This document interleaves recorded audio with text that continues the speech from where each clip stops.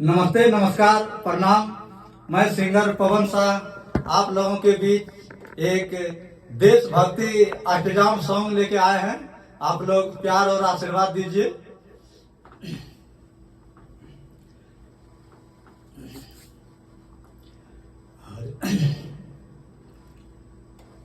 हरे राम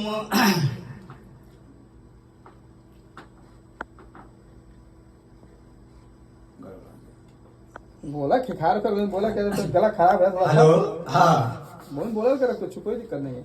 आप लोग ये मुंबई के आरबी स्टूडियो में हम आज आप लोगों के बीच लाइव में हैं और आज मेरा सबसे ब्लास्ट सॉन्ग गाना रिकॉर्ड हुए हैं ड्राइवर वाला।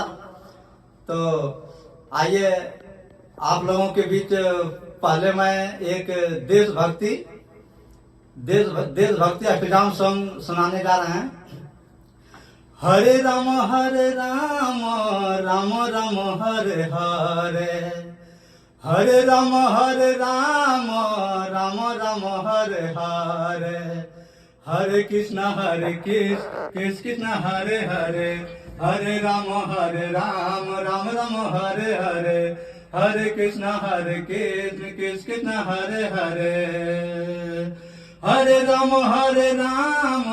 राम राम हरे हरे, हरे कृष्ण कृष्ण कृष्ण हरे हरे, हरे राम राम राम हरे हरे, हरे कृष्ण कृष्ण हरे हरे, हरे राम राम राम हरे हरे, हरे कृष्ण हरे